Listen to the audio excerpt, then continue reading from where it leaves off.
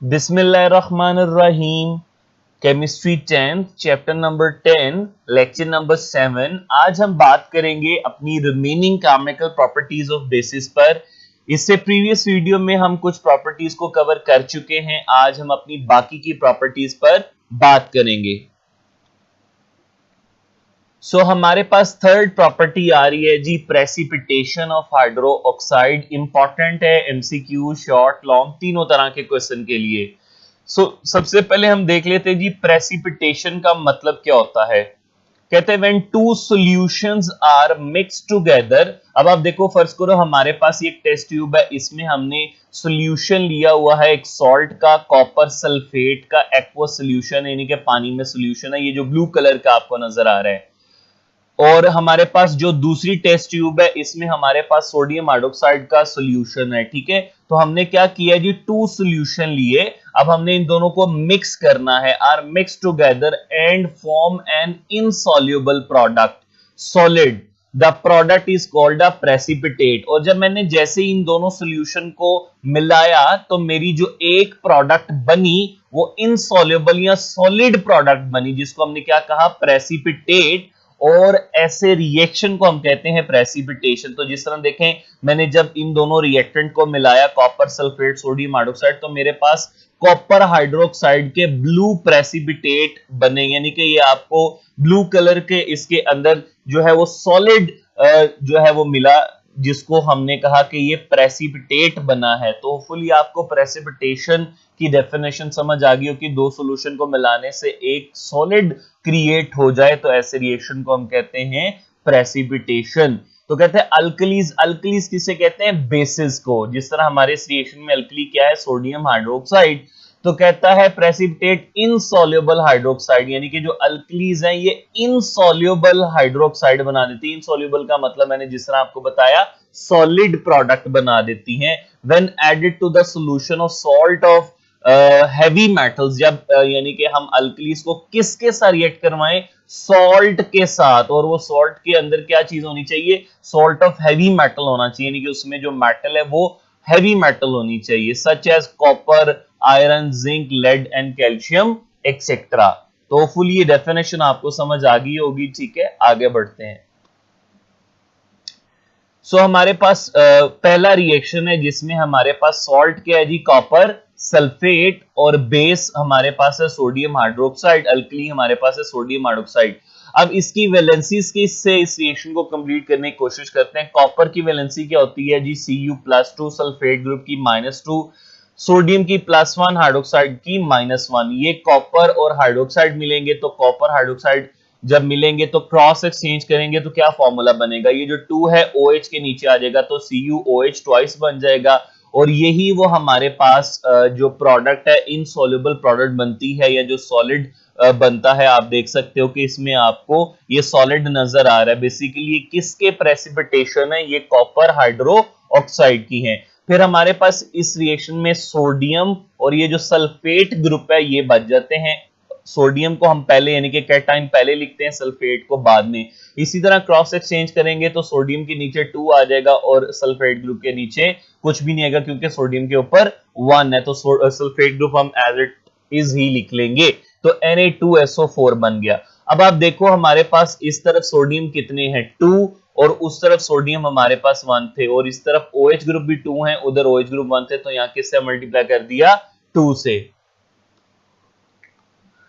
Next reaction की बात करते हैं। अब हमारे पास सॉल्ट कौन सा आ गया, अब कॉपर सल्फेट की बजाय आ गया जिंक क्लोराइड, और अल्कली हमारे पास वही है, सोडियम हाइड्रोक्साइड ही है। अब जिंक क्लोराइड में जिंक की वैलेंसी क्या है, देखो क्लोरीन के नीचे जो नंबर है वो जिंक की वैलेंसी है। क्या वैलेंसी है, +2। जो पहले वाला हमारे पास एलिमेंट होता है उसकी वैलेंसी क्या होती है, प्लस में। तो ये 2 जो क्लोरीन के नीचे वो जिंक की वैलेंसी है, तो जिंक की वैलेंसी क्या बनेगी, Zn+2। और जिंक के नीचे देखो क्या है, कुछ भी नहीं, 1, तो क्लोरीन की वैलेंसी क्या होगी, -1।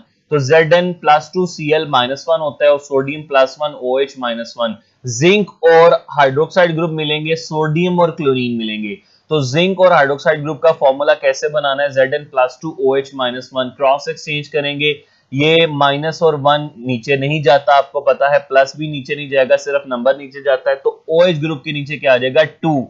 और NaCl में चूंकि वैलेंसी सेम है ऑफसेट हो जाएगी और सिंपली फॉर्मूला क्या आ जाएगा NaCl। तो आप इस टेस्ट ट्यूब में देख सकते हैं ये मैंने जिंक हाइड्रोक्साइड की प्रेसिपिटेट आपको दिखाई है, किस कलर की है जी, व्हाइट पीपीटी बनती है, ठीक है।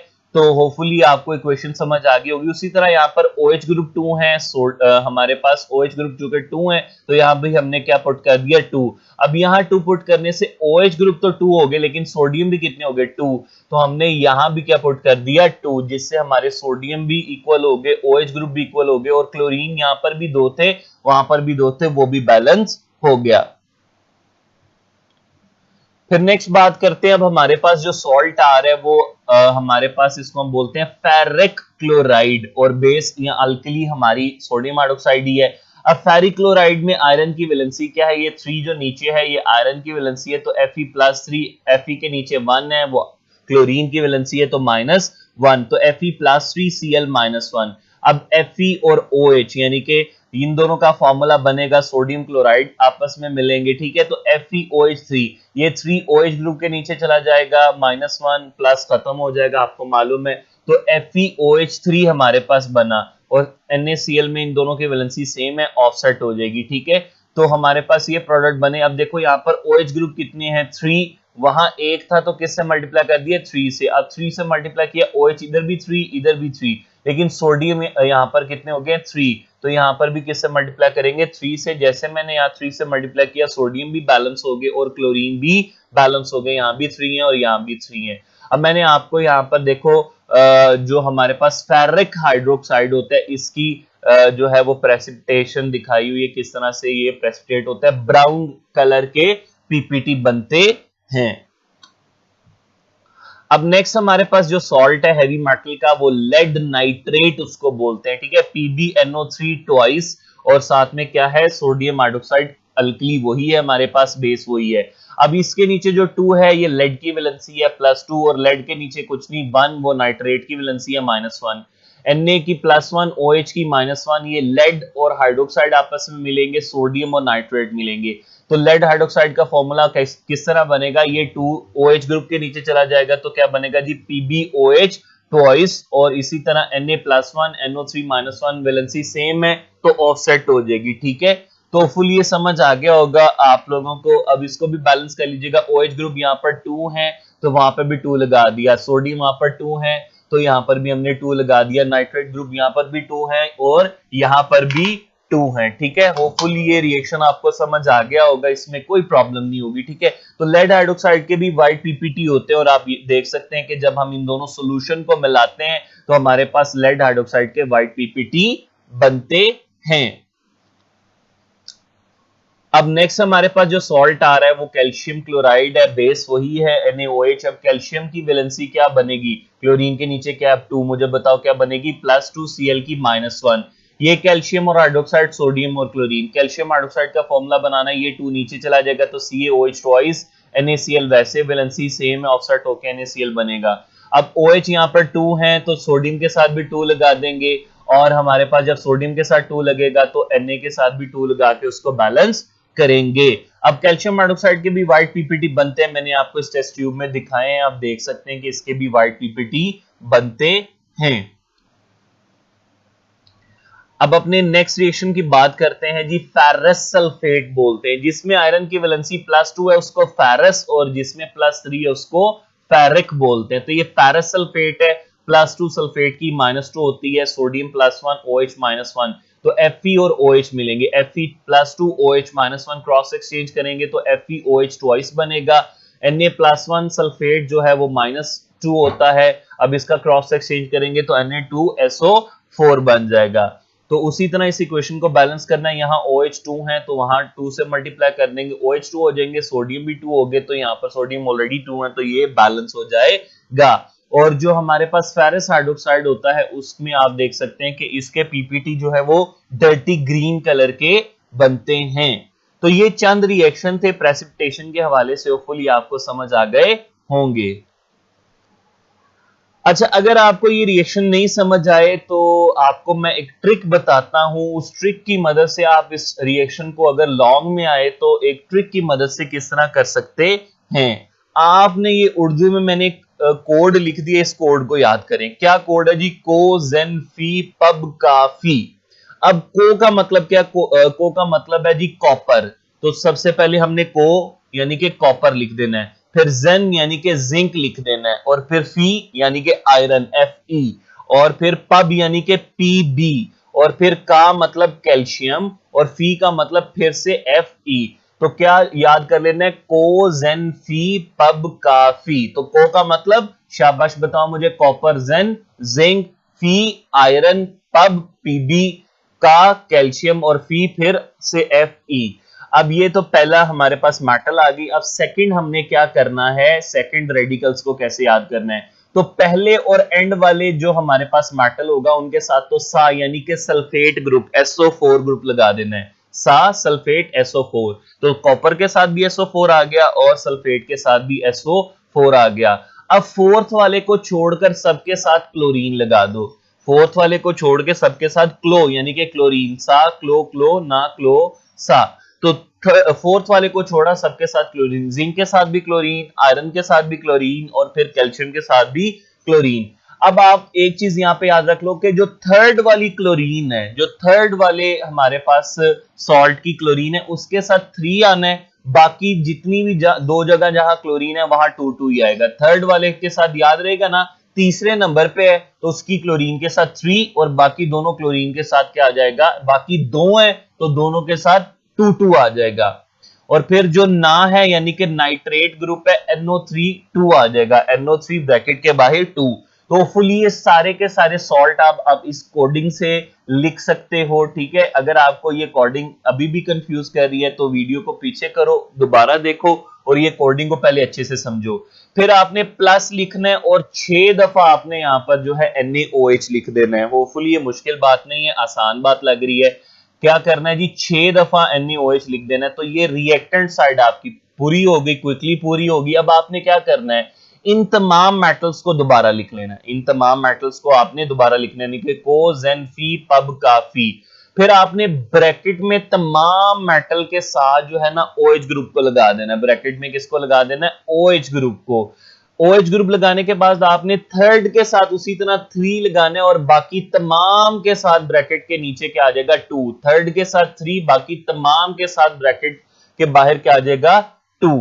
तो ये आपका पहला रिएक्टेंट पूरा हो जाएगा। अब दूसरा रिएक्टेंट क्या कैसे बनाना है? अब आप दूसरा रिएक्टेंट बनाने के लिए देखो, यहां पर जो सोडियम है उसको लिख लोगे।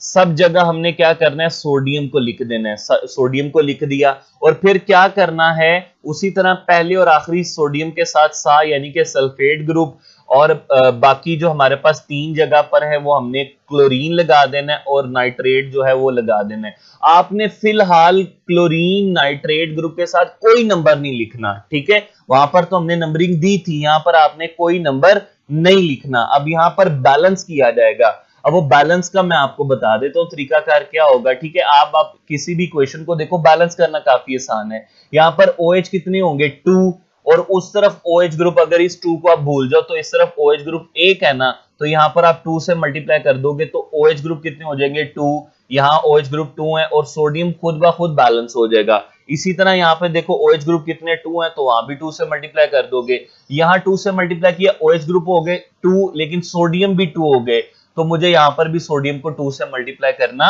पड़ेगा। और इसी तरह मेरे पास यहां पर देखो OH ग्रुप 3 है, यहां मैं 3 से मल्टीप्लाई करूंगा। अब सोडियम भी 3 हो गए, तो उस तरफ किससे मल्टीप्लाई करोगे? 3 से। इसी तरह यहां पर आ जो OH ग्रुप 2 है, तो कहां से मल्टीप्लाई करोगे? 2 से। OH कितने हो गए? 2, तो वहां भी किससे मल्टीप्लाई करोगे? 2 से। और इसी तरह देखो यहां पर OH ग्रुप कितने हैं? 2, किससे मल्टीप्लाई करोगे? 2 से। Na कितने हो गए? 2, उस तरफ भी किससे मल्टीप्लाई कर दोगे? 2 से। OH ग्रुप कितने हैं? 2, उधर Na कितने हैं? कितने हो गए हमारे पास? 2 हो गए। हम भी OH2 करने के लिए यहाँ 2 से मल्टीप्लाई किया तो Na भी 2 हो गए, और यहाँ पे हमें बैलेंस करने की जरूरत नहीं है, Na ऑलरेडी 2 है। तो होपफुली ये ट्रिक आपको समझ आ गई होगी। इस ट्रिक से आप इस सारे रिएक्शंस को क्विकली कर सकते हो। अच्छा, इन रिएक्शन के साथ जो ये पीपीटी बनते हैं वो आपने इनके कलर भी लिखने हैं, ठीक है।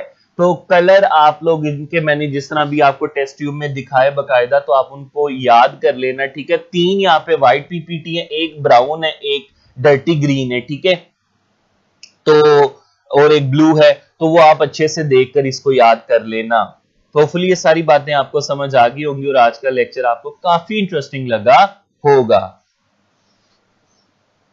So that is it for today's lecture. Thanks for watching. Please subscribe my channel and share this video to all of your friends.